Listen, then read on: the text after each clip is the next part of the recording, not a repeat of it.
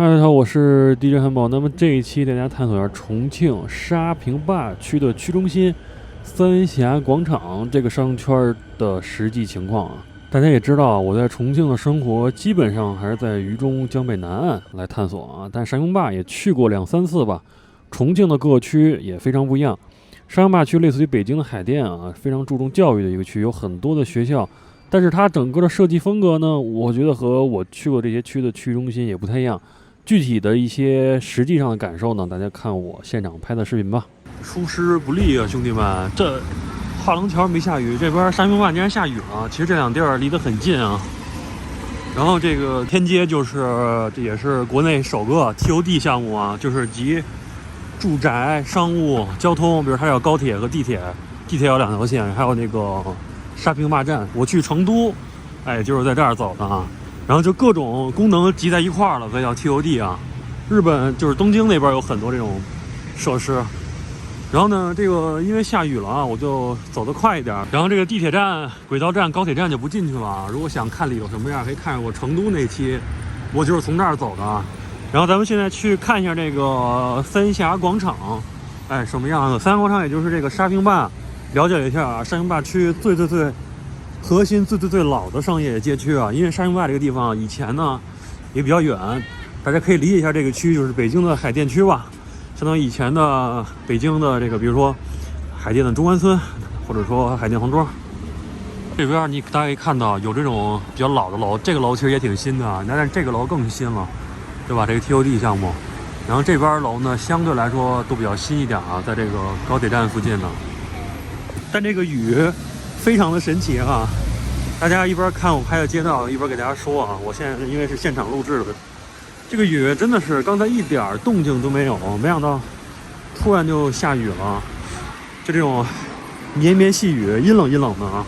沙坪坝呢，大学、高中，好的高中，重庆这边也特别多啊。你看这边有个重庆师范大学啊，然后我看到重庆这边等于说好的那些初高中也在这块儿，比如像这个北京的这个海淀区啊，它这个地还有点滑，你看它这个地面是那种老的地面啊，像类似于瓷砖那种，所以就会滑一些。咱来看这儿有一个叫沙坪坝区妇幼保健院，一般有这种区级的妇保健院，一般都是它的老地方。你看这个楼就比较老一些，它有蓝玻璃。本来今天想这个回家了啊，一出地铁，但是没办法，我既然来都来了，还是拍一期吧。而且我这个月末就要回北京了，所以说能多拍一期多拍一期。其实这种雨天吧，不太好拍视频。就是这个地下来看啊，巨他妈滑。所以说，但是这样的话，雨天呢，也能更好的看一下这边人气啊，雨天是什么样的状态。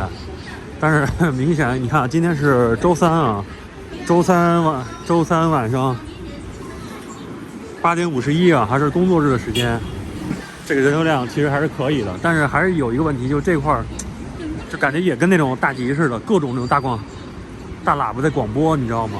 就挺吵的。你看我这说话就得大声说。然后简单给大家拍这边吧。然后这个呢就到了这个三峡广场了啊。但是你看它这个三峡广场都很有意思，它这个区域中心呢也是被各种这个公路、城市道路啊、地下通道啊给它分割开了。那等于只有这个三峡广场这块是一个类似于步行街的感觉啊，这就是他们最老的这个步行街。但是一下雨就给人家都给浇没了啊。但明显感觉还是有人流量的。只不过一下雨它跑了，比如说就是坐车回家啊，各种。然后我在这个广场最早，这是我来这个广场第3次吧。我第一次来是来这儿吃麦当劳，你知道吗？当时没事瞎溜呢，去年还是前年了，我在这儿转。你看啊，非常多这种喇叭，巨他妈吵，你知道吗？全是喇叭啊。但是这个灯打的还是挺漂亮啊。我忘了我这个当时来麦当劳是不是这家了，反正那家麦当劳等于说也是重庆唯一我见过有这种咖啡厅的，有卖咖啡的麦当劳啊。因为重庆这边麦当劳我不知道大家知不知道，它不属于这种直营的，这属于加盟商。像北京那种直营的麦当劳，一是店多，第二它价格会便宜。其实重庆麦当劳比北京的麦当劳还要贵啊，但是最有性价比的其实是香港麦当劳。这个是不是沙坪坝的这个广场，三阳广场的标志性建筑物啊？但三阳广场每次来都觉得它这边吧，就特别混搭。你说它是城乡结合部吧，好像也不是；但你说它这种繁华的城市的景色呢，它也不是。你看没有？它这边特别混乱的感觉啊。你说真混乱吗？也不混乱啊，就是各种混搭的这种建筑物，你看特别有意思。你看这个楼，就是像那种北京朝阳那边，比如说当时朝阳海淀那种板楼啊、塔楼，你看，反正它那边这个风格吧，特别迷幻。我重庆也走了很多区啊，沙坪坝这个区的风格也是比较独特的，而且这边特别容易堵车啊。以前我坐公交来的话会非常堵，因为沙坪坝这个地方相当于刚刚说的啊，这个地儿以前也是比较远的地方啊。还是那句话，这边的这个大喇叭太多了。但你看这边它的灯光其实还是挺漂亮的，然后这边这种卖东西的也挺多的，这种大棚也挺多的。然后这是三峡广场大厦，看没有？然后对面这个就是天街啊，这个就是天街。太不容易了，昨天找一个比较安静的地方给大家录一下啊。你看这边的这些商业其实挺全的，各种吃的呀，你看比如汉堡王、比格呀，对吧？你看还有北京烤鸭，然后你看这边 KFC、DQ 都有，包括各种的吃的。但是它这边就是感觉特别混搭，你知道吗？你看各种这个楼吧，特别奇怪，就有时候感觉它，我不能说是香港，我感觉反正是特别乱，你知道吗？你看这个，比如这上面底下是底商吧，你看这个上面就是那种比较新的那种居民楼，我靠，住这儿够吵的啊！这应该就是住宅楼的感觉。你看这个就是三峡广场大厦，然后我还发现一个问题，就是它这边几乎什么餐厅都在，就是放那个喇叭，连卖珠宝也在放那种大喇叭，比观音桥还猛那种感觉啊，这是挺奇怪的地方。我想说的是什么呢？就是这个地方大概率是不会落寞的。第一个，沙坪坝有很多的学校，它这边有很多的高中、很多的大学，而这边有1号线、9号线高铁站。等于说，如果你是成都人或者这个四川周边区县的周边地级市的，你来重庆很可能就停留在这个站，就这个地儿。那你要住宿，肯定比如你家里有老人，对吧？小孩，你可能就离一个最近的地方，那就是这儿。而你看这块还在建地铁呢，看没有？将来还要多条线来沙坪坝这个地方啊，所以说肯定不会少人。而这旁边是什么重庆大学呀？来看地铁线，有重庆大学，各种大学城啊，一条线也全能给它拉回来，对吧？因为这个算是这个沙坪坝区最靠近市中心的位置，最靠近渝中的位置。你看大学城，它路跨过这个，比如说跨过那叫山脉吧，也是有条山啊，就跟那个类似于南山那条什么山，现在我想不起来了。跨那条山脉到平地，就是大学城那个地方，他们要进城来玩，可能就来这个地方。所以说，你看到这边有很多这种年轻人啊，很多年轻人，老人反而没看见有特别多。而这边你看比较偏这种，要我说就是偏这种轻消费，都是什么奶茶店呀，然后小吃啊，各种比较多，咖啡厅比较多。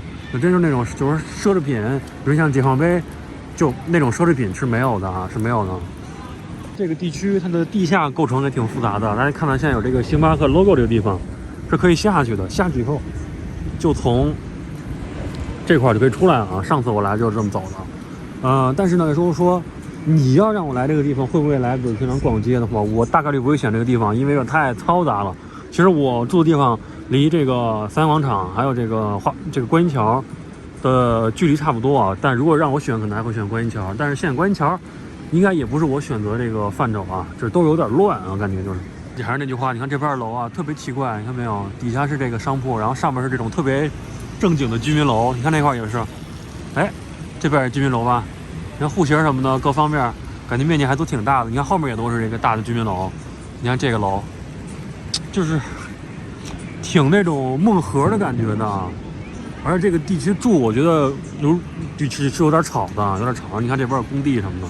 好了，各位，那总结一下这期视频。那其实沙坪坝它整个的区域规划就跟北京的海淀区其实很像，因为我相信在过去沙坪坝区，无论它是这个区中心也好，还是沙坪坝那些镇，什么大学城啊，再偏的地方，其实都是比较远，离这个所谓的渝中5城其实有很远的距离啊。但是现在呢，因为现在这个轨道啊、地铁呀、公交车、汽车这么发达，而且它现在高铁站的建设，把这个区域相当于也不能说盘活吧，它一直就火，因为它有这么多大学、中学，这么多重庆在本地很好的这些学校在这儿，所以它一直都会很繁华。加上现在科技的这种发展，所以我对沙坪坝这个三阳广场还是非常看好的。但是它的确就是我觉得真的是有点吵，就各处都有大喇叭。所以我觉得看看，同样啊，这是重庆商圈的问题，就是真的不精致，和成都真的是有很大的区别啊。重庆一下雨就成雾都了，你看这雾，感觉再长高点能摸到的感觉啊，看到没有？这个大屏医院，你看也被遮上了。你看这雾，这真神奇，这雨就怎么突然就下了？